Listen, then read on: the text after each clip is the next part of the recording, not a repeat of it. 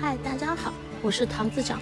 今天给大家推荐一个在苏州超适合亲子遛娃的小众打卡点，位于吴中区太湖边上，苏州市区开过去40分钟左右，在园博园附近，路口有很明显的牌子，还蛮好找的。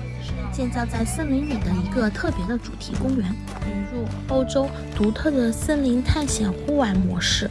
全过程采用不间断生命线保护技术，确保游客的安全，让我们家长非常放心，小孩子也能尽情的玩耍。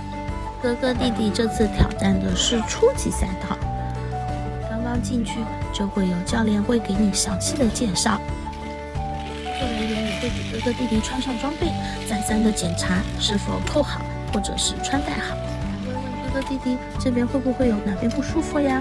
我觉得特别的贴心，服务非常好。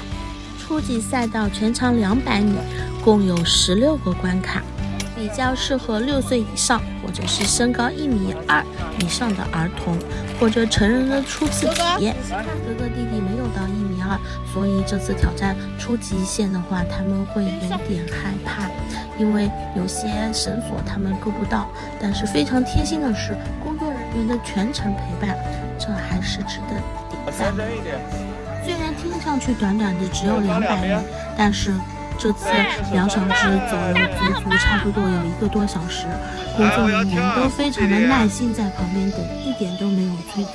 一开始弟弟可害怕了，都在那边上面哭了，但是后来慢慢玩就越来越溜了，还会在上面调皮捣蛋。在互帮互助、相互鼓励下，哥哥弟弟也越来越勇敢啦。在茂密的森林里，呼吸着新鲜的空气，享受着温暖的阳光。虽然外面很热，但是在森林里一点都不热，还能听到鸟叫声，让我们回归大自然，回归到最原始快乐的森林。在体验的过程中，让小朋友们也学会了怎么样克服困难，帮助前行，互帮互助，锻炼他们的胆识和他们的勇气。当然，家长也可以跟小朋友一起上去挑战一下。你把帽子拿掉，我们休息休息，等会休息一下。休息一下啊！好，休息一下，我们可以再来一次。